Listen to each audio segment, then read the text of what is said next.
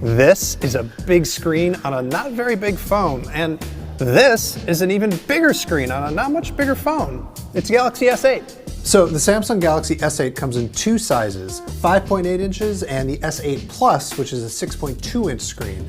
What's new here is that they're super tall because they got rid of the bezels on the top and the bottom of the phone.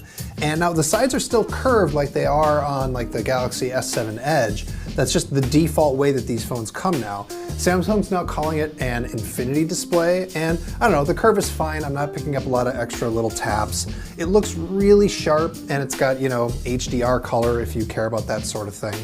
What's interesting is they both have the same resolution, which is 2960 by 1440. But you know, Samsung makes great screens and these look great. Really, the thing that hits you hardest when you look at the hardware on this phone is that the whole thing just looks and feels really great. The seams are even harder to find than they are on the S7 Edge. The glass just sort of melts into the sides and they don't have a camera bump on the back. This, honestly, it feels like some of the best phone hardware I've ever used. It's way better than, say, the iPhone 7. So getting rid of those bezels on the top and the bottom means they had to make some changes. So you'll notice there's no home button here on the front. It's not on the back either. What there is like a virtual home button. Samsung has added some haptic feedback. It's kind of like Force Touch on the iPhone, but it's only right here at the very bottom. And so even if you don't see a software home button, you can still press hard on that area of the screen, and that is going to take you home.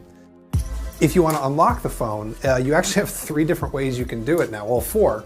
You can do your password or your pattern as usual, but there's a fingerprint sensor on the back. It is located right next to the camera, which is a little bit hard to reach and not great if you're left-handed. And it also means you're probably going to end up putting your finger on the camera sometimes, which could cause some smudges, so make sure you wipe it off before you take a picture. There's also iris scanning, which we saw on the Note 7 RIP, which is very secure. And then there's now face scanning. I don't think it's quite as secure as the iris scanning or the fingerprint sensor, but my God, is it fast. Like, look at how fast this thing unlocks. You blink and you miss it. You don't have to wait for it to scan your face at all. It just works. They're a little bit narrower than the Galaxy S7 and the S7 Edge, and they're just a little bit thicker, but not so much that you really notice it. What it means is that they can fit in a 3000 milliamp battery on the S8 and a 3500 one on the S8 Plus. That's not exactly pushing the limit in terms of battery capacity, but I have to imagine that Samsung isn't really interested in pushing the limit in battery capacity right now after what happened with the Note 7. They also do all the stuff that you normally expect from a Samsung phone.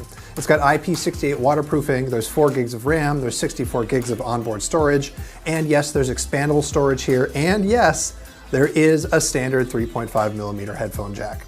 One thing that Samsung didn't change is the camera. On the back, it's still a 12 megapixel sensor, although Samsung says it has improved the image processing software. We really like these cameras on the S7. I imagine they're going to be just as good, probably a little bit better here on the S8. One thing that is new is the front-facing camera. It's now 8 megapixels and it has autofocus, which is pretty cool. When you're in the camera, you're gonna start to see one of the big things that's new in the S8. It's called Bixby and it's Samsung's intelligent agent. So let me just show you how it works in the camera to start. When you've got the camera app open, you can hit this button and then it'll go into Bixby mode and it's going to auto-detect whatever it sees on the screen. So if I pointed at some flowers, it's going to recognize that they're flowers and show me pictures of more flowers, or maybe let me go buy some flowers.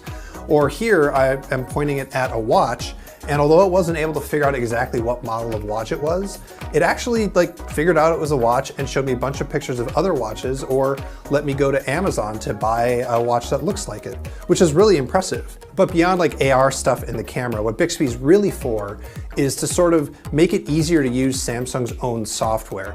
Their goal is to have anything that you would do by touching the phone, you can do by speaking to the phone. And so with any compatible app, it's of course starting on Samsung's apps. And the way that you trigger it is by holding down a side button, which is actually a really bold move. They've got a whole extra button here. And if Bixby turns out to not be that great, they've basically wasted part of the hardware of the phone on this thing. So we're gonna have to see, but unfortunately we weren't able to try Bixby yet. It is still, coming out when the phone comes out. They didn't have it here at the demo station. So pre-orders for the S8 and the S8 Plus begin on March 30th, and it goes on sale on April 21st. In the US, it's going to be available in 3 colors, black, gray, and silver. And I can't tell you the pricing yet because that's always up to the carrier. So you're just going to have to go see what Verizon or AT&T or T-Mobile or Sprint are going to charge you.